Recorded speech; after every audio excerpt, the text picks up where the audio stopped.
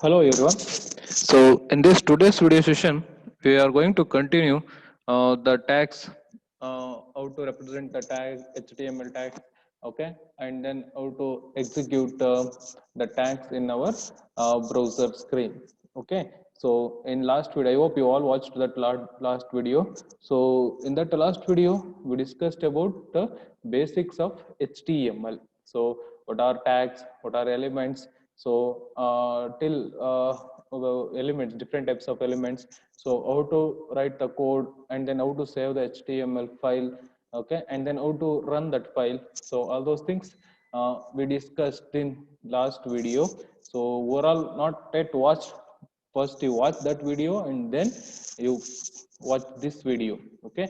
So today in this video, so we are going to discuss about the structure of HTML, okay. So structure of HTML. So before that, first we have to discuss about semantic markup concept. So why this semantic markup? In the sense, semantic markup is nothing but, so we call that HTML as a semantic markup language.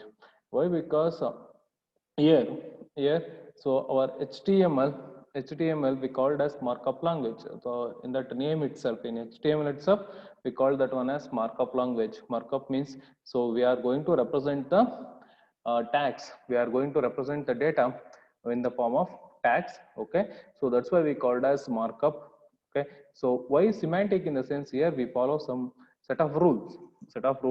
According to that set of rules, okay, rules, we represent the data in our browser screen, okay. That's why we call that one as semantic markup, okay. So how we are, which are all the rules we are going to follow to represent the data that we discussed in this concept. So here, first one is semantic markup. So HTML authors are begin to create semantic HTML documents. That is, an HTML document should not be describe how to visually present content, but only describes the content structure, semantics, or meaning, structural meaning. So here in HTML, the authors, okay. So authors means who are developed that HTML tags. So they are not going to describe how to visually present. Okay, they are not going to describe the data how that visually represent. Instead of that, so they provide one structure meaning they provided. So they created head, okay, for that head. So these are all the things should be there inside head. So we already discussed in last video. So our HTML, if you want to create any web page, first we have to type HTML tag. Okay, inside the tag we have two parts. I already explained, no, head and as well as body. So they provide the meaning inside that head. We have only the linking files. Okay, linking files we need to attach, and then the tab information. Okay, so means we are going providing a title to our web page, and then inside body, so what that things, if you want to represent in your web browser, so that things we put it in body. So that structural meaning they are provided. So that structure make it easy for a reader to quickly grasp the hierarchy of importance as well as the bold meaning of the information in the document. So whatever the structure you provided, okay, before going to create anything, so we made a plan, right? And that one is the main thing in our software engineering, right? So in your software engineering, so you already studied water flow model, okay. In that, the first thing is requirements, and then we build a plan, okay. First we build a plan, and then the requirements, we collect the requirements, and then we start the coding. So like that here also, so the structure is very important, okay. Why that structure is very important means, if the reader can easily grasp the which are all the contents or information are present inside that document. So structure is a vital way for communicating information in paper or electronic documents. So first we have to create a structure. So based on that structure, if you start coding, okay, then it will be very helpful to you to understand, or it will be very helpful to you to analyze the document, okay. So that's why here the semantic markup, those things will be explained in this semantic markup, okay. And then that's why they made a one structure, because of easy understanding, okay. And then quickly you need to grasp that what that document will contain. So here we are eliminating presentation oriented markup and writing semantic HTML markup as a variety of important advantages. So while we are going to eliminate just presentation oriented markup, in the sense, so if you want to add just you call add tag, or if you want to type a paragraph, if you just type a paragraph, yes, if you just call that heading tag or paragraph tag or image tag, it will work in HTML. It will work in HTML. Okay, you can just type image, call image tag, and then you can print an image, execute an image. Okay, no problem, it will work. But it will create some problem. So that one we called as presentation oriented. But in semantic oriented, what I explained in previous slide or previous video, so that thing means we have to represent that contents in head itself, which are all the contents we have to represent it inside head, or which are all the contents we have to represent inside the body. So that one is semantic. Okay, so what are all the advantages of using semantic instead of eliminating presentation oriented? Okay, eliminating presentation. The advantages are, first one is maintainability. Okay, maintainability. So here you can easily maintain in the sense. So um, if you write your code according to the structure what you followed. So next I will explain when we go to the next concept. There you understand how we are going to represent the data. So in the structural format. Okay, so if you represent the data in the structural format, then you can easily update the changes. If you want to do any changes, you can directly go there to the particular code. Means, for example, inside body. So now we know, or if you want to represent any data in your browser screen, or execute the data in your browser screen, that the data we have to represent inside a body. So in body also, so we represent which element you placed first, that one will get executed first. Okay, so there we follow the structure. If you follow the structure, then here you can easily update the contents. Why? Because you are not going to search anywhere. You can directly go there, you know where exactly that content is present. Okay, when you follow the structure. If you not follow the structure, you can't. It will be very difficult. Uh, it's not easy to analyze the code or searching that content, which content is present there.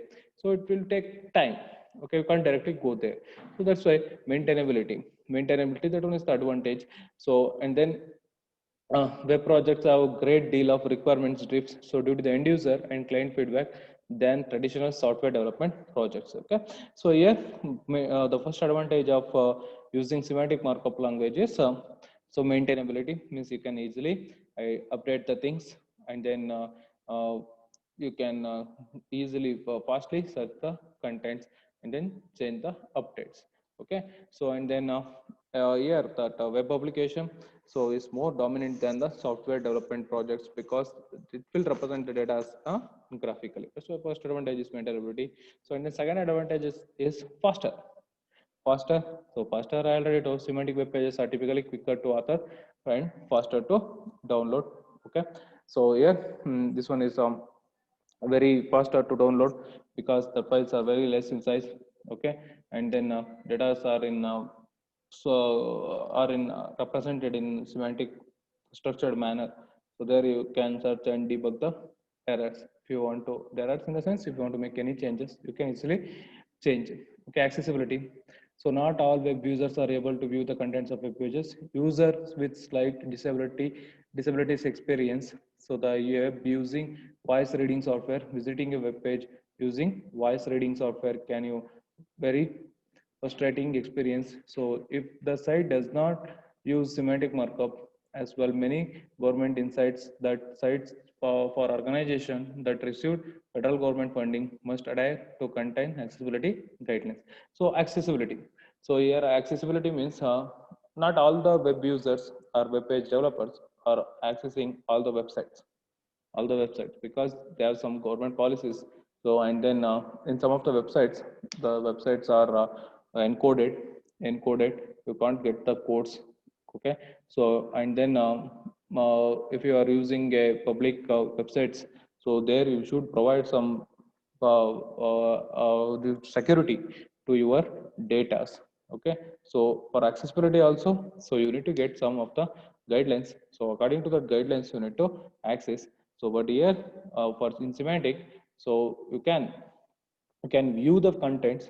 So you can view the contents if the data are not get encrypted. Okay, so if it is encrypted you can't view the contents. So instead of that some of the having using voice reading softwares. Okay, so there they can use the they can read the contents through voice. Okay, so that one is the accessibility advantage. And then search engine optimization. So that advantages of structured is search engine optimization. For many site owners, the most important users of websites are various search engine crawlers. These crawlers are automated programs to choose the web scanning sites for their content, which is the end user search queries. Semantic markup provides better instruction. This crawlers, it tells them what things are important content on the site. So your search engine, the search engine is the very important thing. So you all experience this search engine. Okay, search engine is nothing but if you want to search any data in your browser, what you peoples will do? Are you typed entire domain name or URL? No, you just mention what keywords. Keywords. Okay, for example, if you want to search related to HTML tags, what do you type? Okay, are you type that particular website domain name? No, just you type in your search bar HTML tags. Okay, that's it. So related to HTML tags, so there are plenty of websites are there. So the 10 number of websites are displayed in your browser screen. Okay, you select anyone and then go to the particular website. Okay, if your search engine means if your server will provide that priority or will display that particular websites that are related to that web tags, so that will depends on that will be based on this search engine optimization concept. So for each and every websites inside your head, you have to mention the keywords. If you entered keywords in your search engine, for that we have different tags, so that I explained so in later concepts. Okay, so by using the tags, if you represent the keywords, so if anyone type that keyword, your website will come first. Your website will come and display first. Not only first, that first based on the number of users. Number of users visited your page. If the number of users visited your page, so your page will get the first priority to display at the top. Okay, so if the viewers are less, so your page will be go down. Okay, so that's why search engine optimization. For search engine optimization, so this semantic markup language will provide better instructions. Okay, so these are all the advantages of semantic markup language. So in exam, if they ask explain the advantages of semantic markup language, then you have to explain maintainability, faster accessibility, and then search engine optimization. Okay, so next we start with structure of HTML documents. So this I briefly explained in that last video. So now we go through one by one.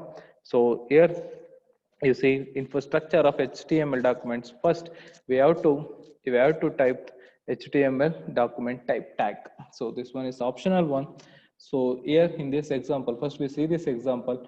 Here you see doc type HTML is there. So you have to write this one in capital letter itself. Okay, first open your Angular basis tag. You already know tag.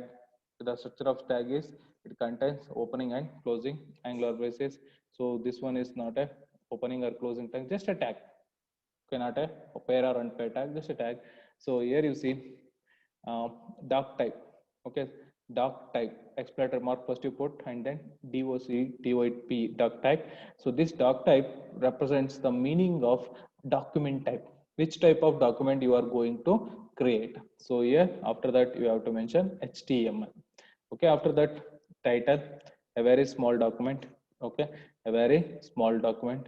So title, so title where you type the title, you type it inside head in semantic. This one is not semantic, this is presentation, just we present the data. So always this title tag display in your tab space. Here you see in this tab space, title means the name, we are giving a name to our web page. And then paragraph, this paragraph we represented this one display inside our browser uh, execution part, displaying part, visual, bring browser visual area. Okay, So here the following example is that one of the simple example of HTML document. The title element is to provide the broad description of the content. Means your content information about your web page. The title is not displayed within the browser window. Instead, this it will not display in this browser window. Instead, the title is typically displayed on the browser in its window or tab shown in the below example. Okay, so the title has some of the additional uses that are also important to know. The title is used by the browser for its bookmark. Yes, the title mainly used for bookmark. Bookmark means to save your files. Okay, bookmarks in your browsers are there, right? To save your link. Okay, and its browser, its tree list. Tree list. Mainly the title is used for marking bookmarks, and then browser history list. The operating system might also use the page title for instant in the window taskbar, so or in a Mactop. Okay, so these operating systems also used to store the use this page title for Windows taskbar. Okay, so perhaps even more important than any type of reason, search engines will typically use page title as the link text in their search engine result pages. So in search engine, so you already feel this one search engine in your local system. Okay, for example, if you are to keep on opening a particular website, one of the particular website, for example, google.com, if you keep on opening, okay, so again, next time if you want to open the google.com, so that previously stored web page link, window taskbar link, window link is there, no, that window link will get loaded. So that window will be stored based on this title. Okay, so in the local system, that window is stored based on the page title. Okay, so that's why it's very important for search engine. Okay, so this one is the example. So here you see this one is the actual structure of your HTML5 document. See here, so this one is simple possible, simplest one. Okay, for your understanding purpose. So here this document type we are not representing now, but this one is optional. For best practice, you have to type first this doc type HTML. After that, you open HTML tag and as well as body. So next you see in this example. So this one is the basic example. Okay. So here this one is the basic syntax for basic semantic HTML structure. Okay, here see doc type HTML first. This one is optional, I told, but for best practice, you have to mention. And then HTML, we have to open with HTML, second one, and close with HTML.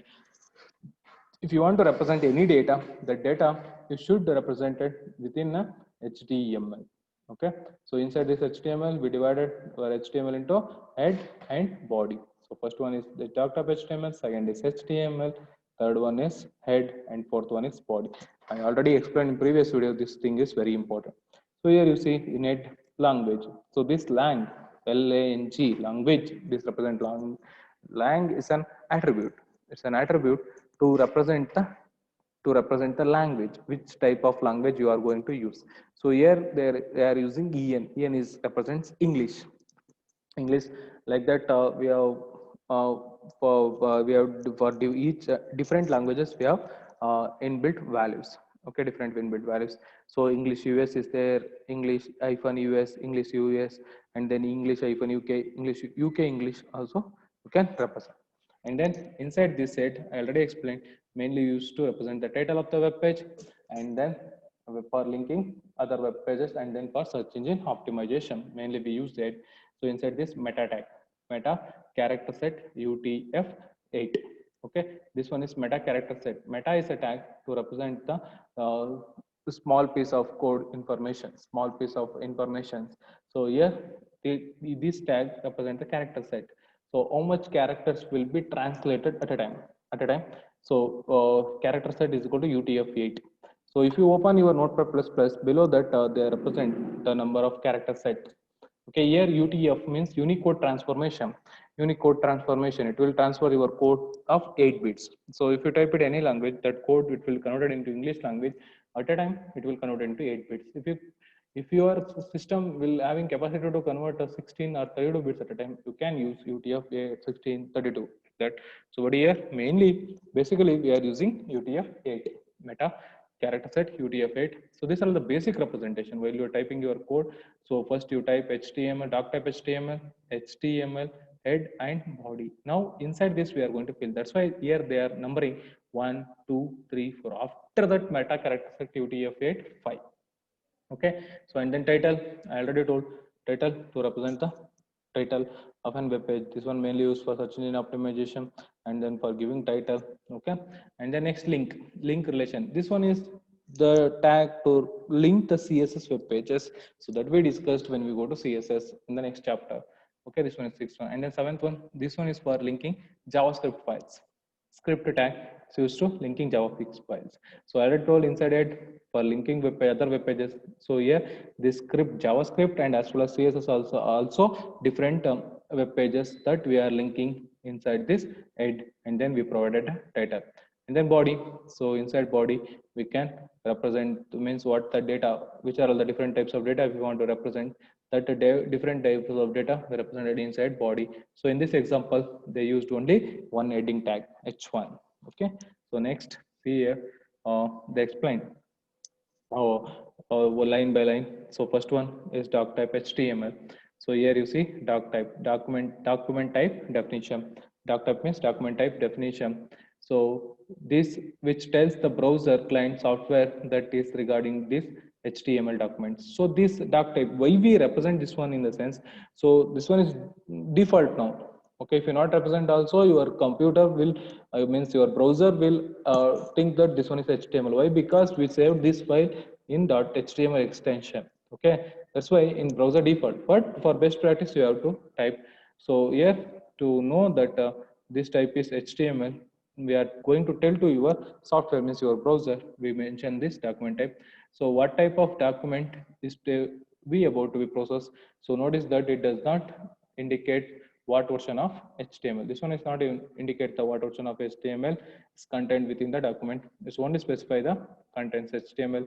The HTML5 document is quite short in comparison to one of the standard document specification for HTML. So now this in this HTML we are removing all the restrictions what we are following in XHTML versions. Okay, traditional or in traditional versions. So we are not using that one. Okay, now that's why we are not bothered about the standard document type. So here you see this one is the code for standard document type. So in exam you may get this question. Okay, represent the write the standard document type specification of XHTML for 2 to 3 marks. So for that you have to type this one. If you type this one, you have to follow the syntax. If you made any mistake in syntax, so I already explained in the first video while we discussing about the history of XHTML. There, that one is they have the some specification of XHTML. Their strict specifications are there and transitional are there. So here we are using transition, not a problem. Instead of this one, if you represent the strict, then you have to follow the you have to follow all the restrictions. Means you have to, if you are opened any tag, the tag you need to close. If you not close, then your code will not execute. It means the data will not represent in your browser screen. So for that you have to write this one.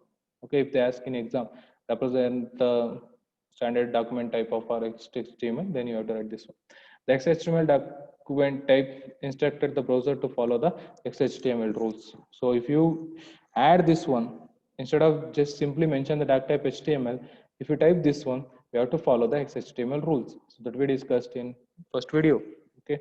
So the doc type was used to tell the browser to render the HTML document using so-called standard modes algorithm and rendered it with a particular browser older order algorithm. Means if you are using this one in your code, so it will instruct the browser to follow the HTML document standard mode of algorithms, which are the standard algorithms that you have to implement. Otherwise, it will not bother about that one. So if you type anything, so that will be compatible. Your browser is compatible with that code, then it will get executed. Otherwise, it will follow these instructions if you mention this one. So next, document type definition defines a document type of markup language such as HTML or XML, which type of document you are using. In both of these markup languages, the DTD means document type definition Okay, must appear near beginning of the document. DTD having their own syntax that defines allowable element names and their order. So the following code is the official. HTML DTD defines the syntax for P element, means paragraph element. Okay, see here. So actually before this HTML we are using DTD, document type definition. If you want to define any document, okay, if you want to define any document, means for representing paragraph, now we are using P. So see this one.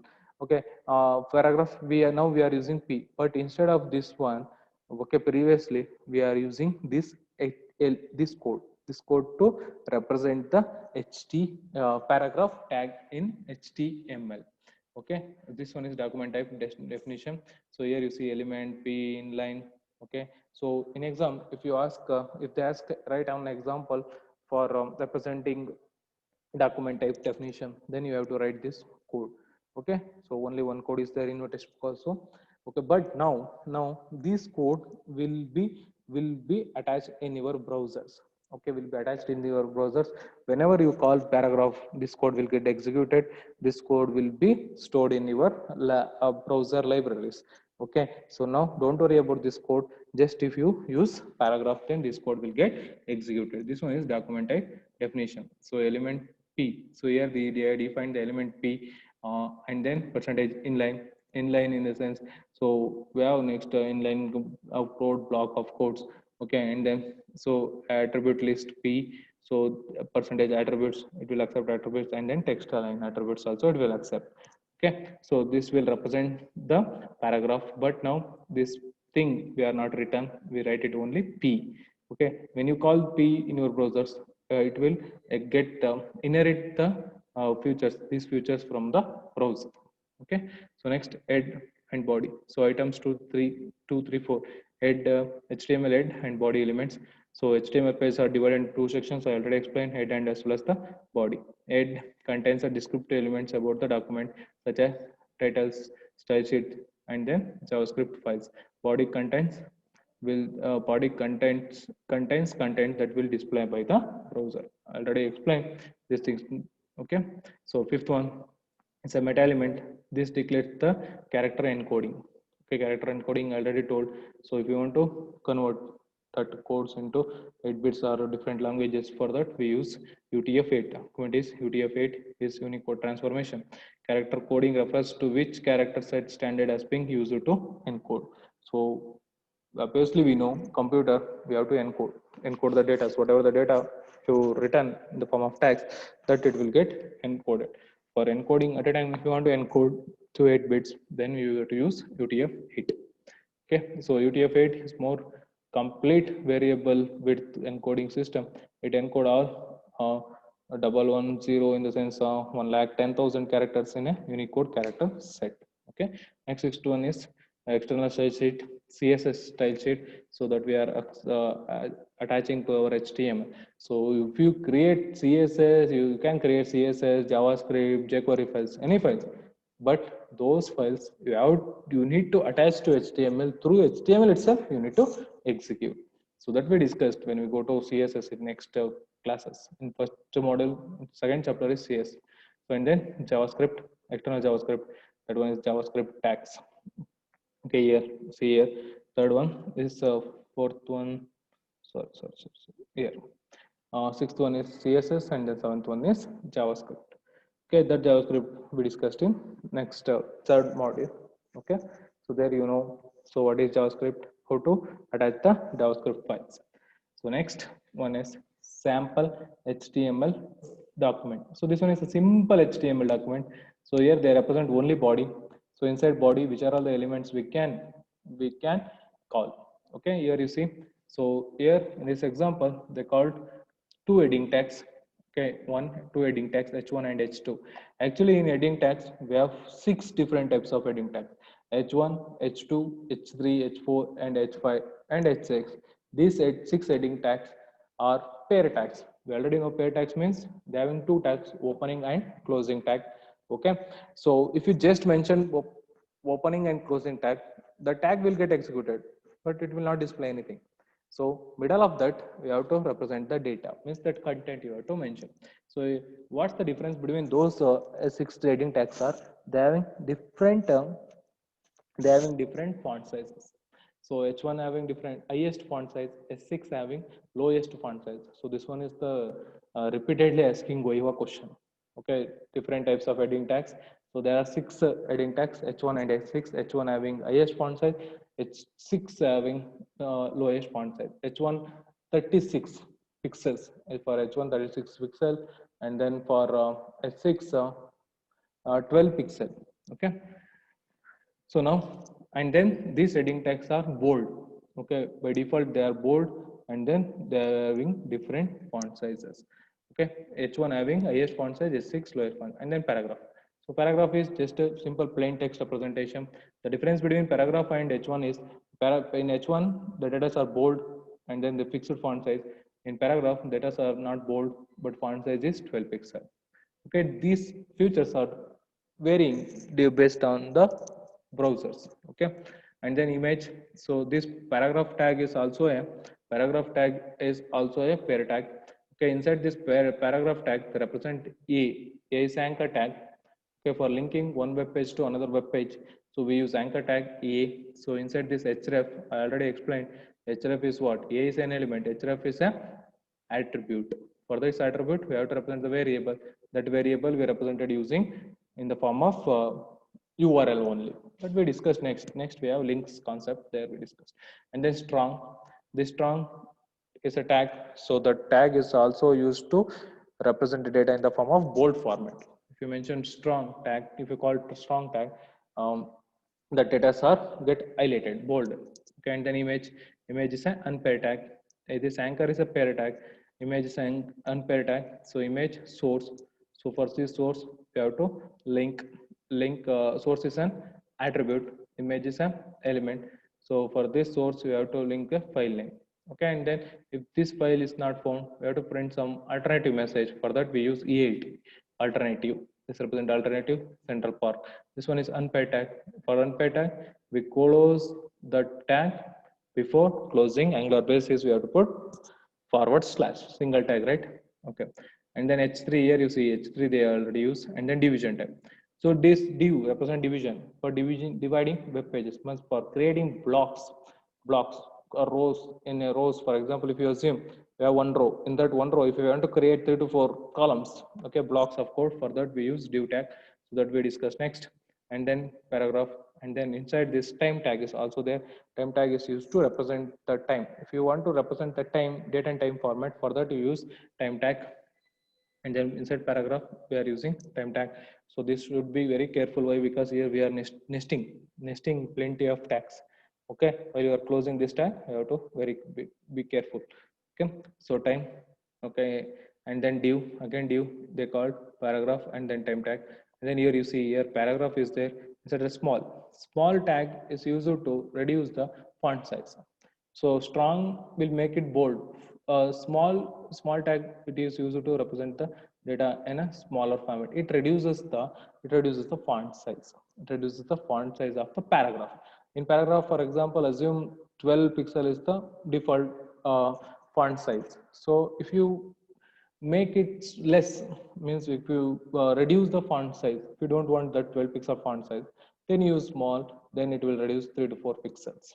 Okay, that's why font. And then close the body. Next we see how it will represent. See here, first this one is another example. So they will represent the data. So here body, inside body, h1 is there, right? Okay, I think something is missed, don't worry.